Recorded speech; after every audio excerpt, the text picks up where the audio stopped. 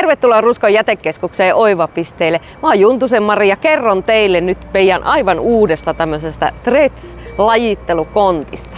Eli kontti on rakennettu sitä tarkoitusta varten, että me tutkitaan, miten ton vastaanotettavan tavaran laatu muuttuu, jos se vastaanottotapa on täysin erilainen verrattuna siihen totuttuun rullakkovastaanottoon.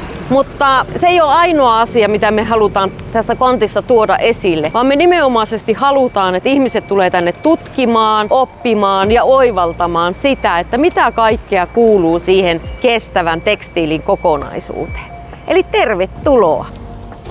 Eli tästä aloitetaan. Ja kontissa on tosi paljon erilaista informaatiota, mutta noudattamalla näitä tässä pöydän reunassa olevia etenemisohjeita, niin varmasti tulee käytyä läpi kaikki ne asiat, mitä meillä täällä on. Eli laitetaan pussi pöydälle, aloitetaan tekstiilin matkasta, jota pystyy sitten tämmöisillä hienoilla valoilla myöskin kohdentamaan sitä katsetta ja miettiä sitten vähän sitä, että mitä kaikkea asiaa kuuluukaan sitten siihen pitkään tekstiilin elämään. Sitten kun me ollaan katsottu tämä tekstiilin matka, lähdetään käymään läpi tämän oppimiskontin sisältöä sillä lailla, että me ruvetaan oikeasti lukemaan näitä ohjeita ja otetaan myöskin täältä omasta kassista sitten niitä mukana tuotuja tekstiilejä ja lajitellaan niitä. Ja meillä on täällä ohjeessa ensimmäisenä tämä uudelleenkäyttökelpoisten tavaroiden lajittelu.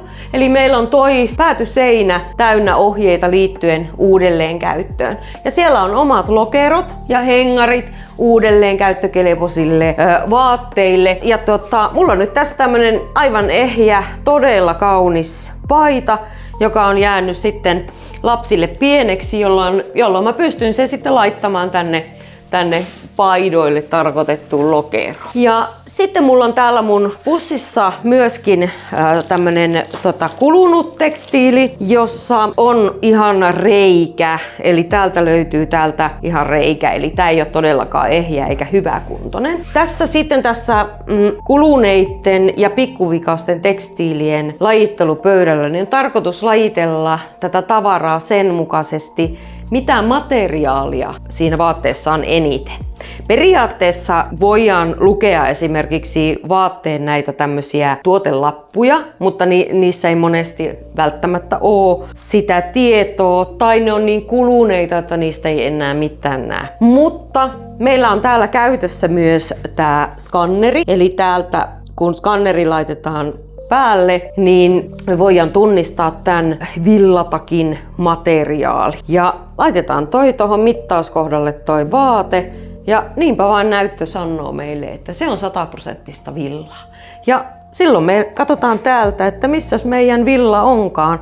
Ja tuoltahan se löytyy, eli laitetaan sitten tänne villalokeroon toi villatakki. Tuolla skannerillahan siis voi tulla semmoisiakin tuloksia, että joku vaate on vaikka 60% puuvillaa ja sitten siinä on 40% jotakin muuta.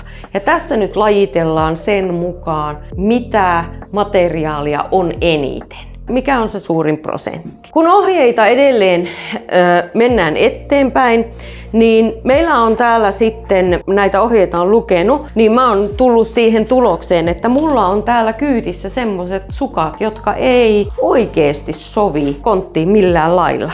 Eli nämä on rikkinäiset sukat ja meidän poistotekstiilin lajitteluohjeen mukaisesti niin esimerkiksi sukat ja alusvaatteet ei kuulu keräykseen. Eli tämmöiset rikkinäiset sukat laitetaankin kotona roskikseen, niille ei täältä paikkaa löydy. Ja mä laitan nämä sukat nyt sitten takaisin tänne mun omaan pussiin ja vien tämän pussin mennessäni pois. Tosi tärkeää meille on se, että myöskin jaetaan niitä kokemuksia. Me on laitettu tänne konttiin myös tämmönen ihana somenurkkaus, jossa voi sitten jakaa näitä omia kokemuksia. Halutaan, että ihmiset käyttää tunnistetta kiertokaari, että me myös täällä kiertokaarissa löydetään sitten teidän jakamia kokemuksia. Täällä somenurkkauksessa on myös mahdollisuus mietiskellä vaatekuorman vähentämistä. Ja jos haluaa haastaa itsensä siihen, että kiinnittää huomiota omiin kulutustottumuksiin, niin voi ottaa siitä myös merkiksi tommosen kivan tarran. Tosi tärkeää on myöskin se, että